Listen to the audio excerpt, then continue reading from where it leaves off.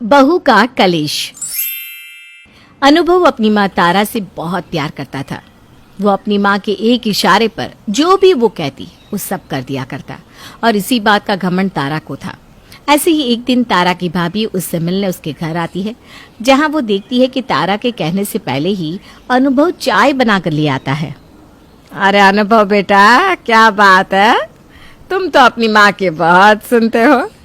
लगता है तुम जोरों के गुलाम नहीं, माँ के चमचे बनोगे। माँ जी, अगर मैं अपनी माँ की सेवा नहीं करूंगा तो कौन करेगा? और अगर मुझे दुनिया वाले माँ का चमचा कहते हैं तो कहने दो। मैं तो हमेशा अपनी माँ की फिक्र इसी तरह करूंगा। ये तो बहुत अच्छी बात है।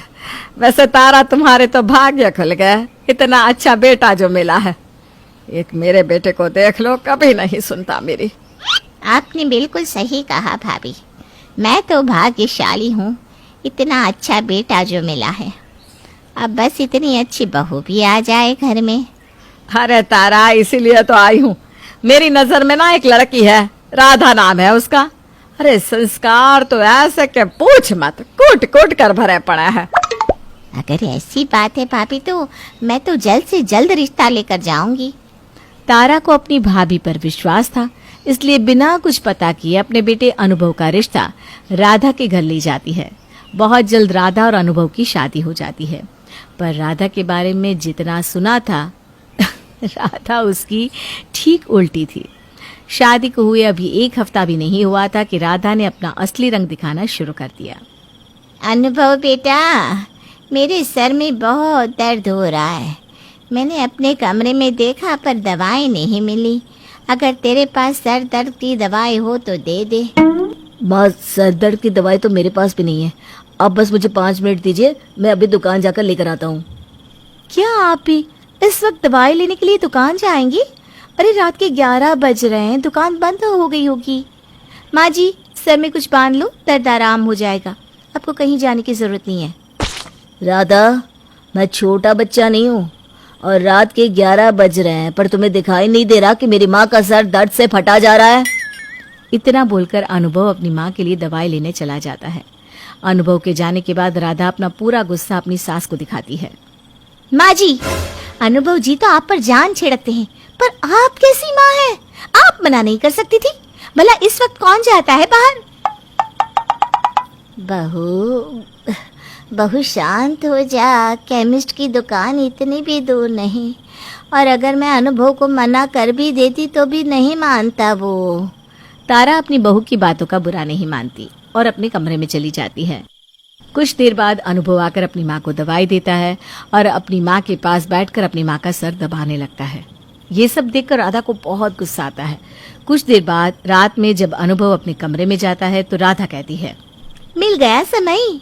भूल जाते हो क्या कि तुम्हारी बीवी भी है जो तुम्हारा इंतजार करती रहती है? अरे आखिर कब तक माँ के पल्लू से बंधे रहोगे? अपने माँ के पल्लू को छोड़ते क्यों नहीं हो तुम?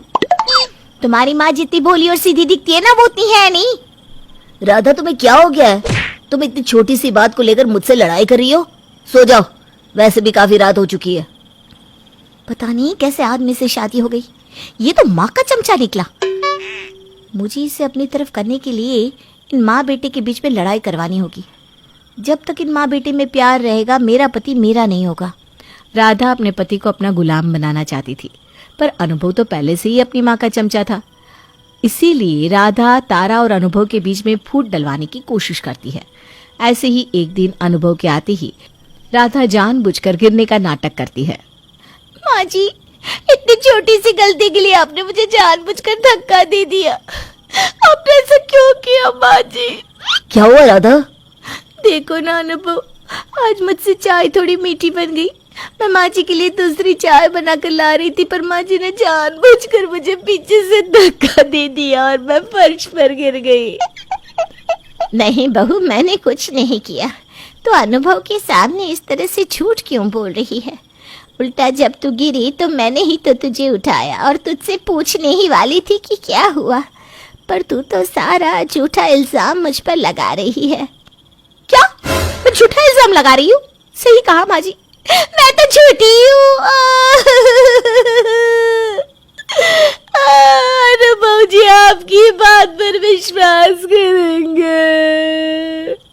राधा, बात विश्वास करने की नहीं है, बात गलतफहमी की है।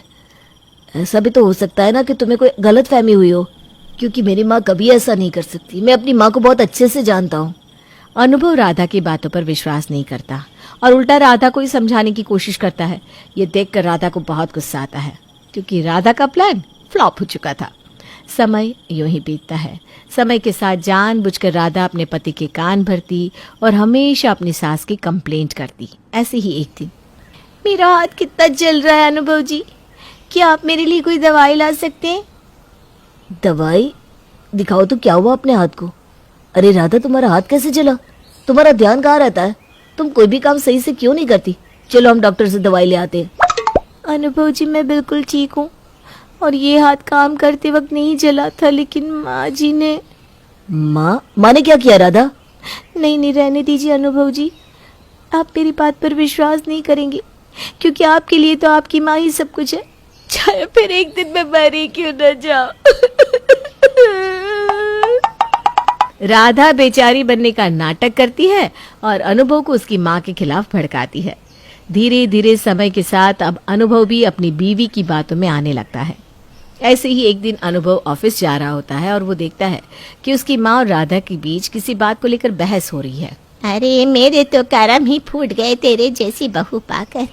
मुझसे कहा गया था कि तेरे अंदर संस्कार कूट कूट कर भरे पड़े हैं।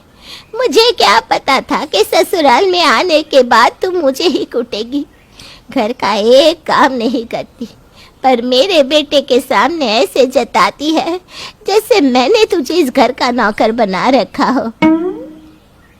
माँ जी, कल सच में मेरी तबीयत बहुत खराब हो गई थी, इसलिए काम नहीं कर पाई, पर मैं वादा करती हूँ आज घर के कामों में कोई कमी नहीं होगी।